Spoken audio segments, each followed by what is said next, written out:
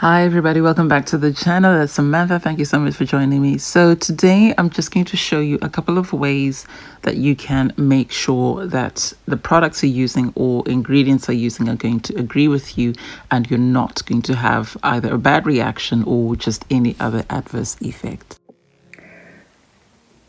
Okay, so I wanted to show you this because I guess as a person who has a lot of allergies, I am more aware than I guess a lot of other people that you could end up with a bad reaction if a product turns out to be something that you're allergic to.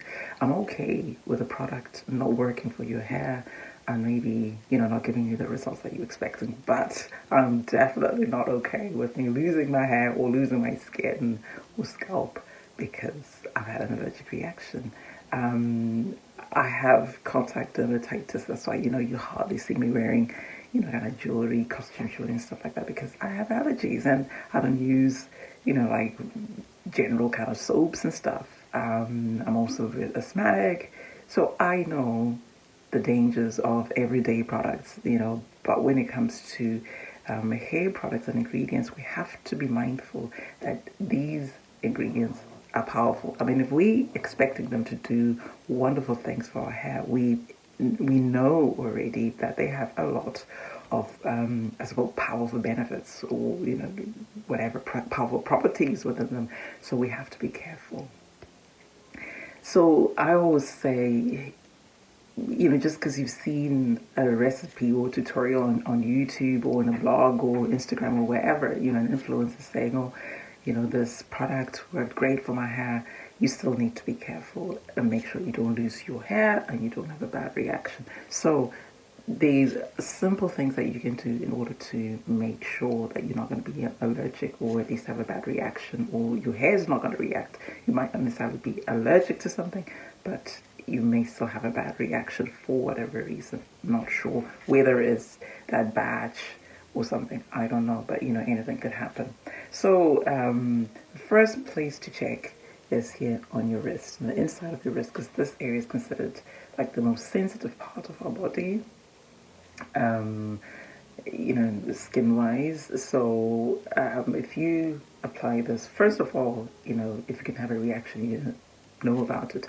But the advantage of having it there is so that you can actually keep an eye on it so that you can remove whatever products you've applied as soon as. So there's no point in putting it on your back or something where you can't see, you know what I mean? And then in the past, I would have said, test somewhere inconspicuous, like, the back of your head or something. We want to make sure that your hair is not going to react. But I've changed my mind about that. And the reason is, if you put something at the back of your hair, how much are you able going to see if it's at the back? I did that a few times and I thought, oh, I think it's okay. I think it's okay. But to be absolutely sure, you need to be able to actually see what's going on. And therefore, I say, yes, still take a small section, a tiny section of hair and apply the product to that tiny section, but it needs to be where you can see. Because if anything's happening, you want to get it out of your hair, off your scalp, etc. ASAP. You don't want to wait until the next day, if you know what I mean. So having it somewhere, that you can actually see helps you to see, what it's doing to the hair, how your hair is responding to, how it's reacting to it, and also you can see if it goes onto your scalp, you'll be able to see if you have a reaction on your scalp as well. Yes, your skin in general, your scalp is skin. It's most of the time, if you react to it over here, you're going to react over there. And if you don't react over here, then you're not going to react over here on your scalp. But I would say, you can never be too careful. So I like to put it somewhere where I can still see. So I put some on my scalp just to make sure that my scalp doesn't react to it. And that's because no matter how much we try to just put product onto our hair strands and our roots, it's gonna get to the scalp.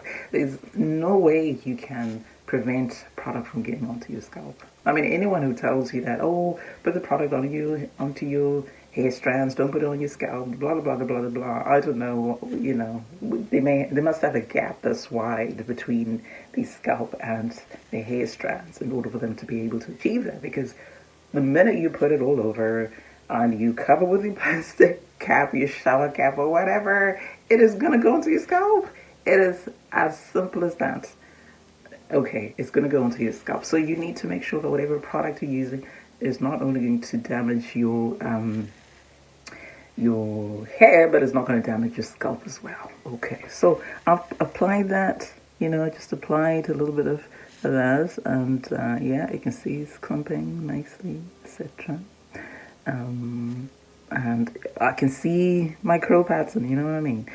Yeah, this side, you know, some parts of my hair, they're a bit looser than others. So you see most of my hair is tiny, tiny, tiny coils, but sometimes it can be a little bit looser. So this is the curl pattern as it is there. But in fact, yeah. So it's looking okay, it's drying out okay, it's not fallen out as yet. And yeah, I can still see that it is still there, you know, it's not disintegrated. And yeah, so I'm just gonna leave it there for 24 hours. And yes, I do say 24 hours. I know that's a long time, but if I think 24 hours is more than worth it, or at least overnight. You know, if you're in a hurry, then maybe at least if you leave it overnight, you apply it at night, wake up in the morning, and you see what's happening. Although, if I were you, I'll put it first thing in the morning, so that you're keeping an eye on it. Because if you're fast asleep, anything happens overnight, you wake up and this hair's fallen off. If you know what I mean, if that makes sense.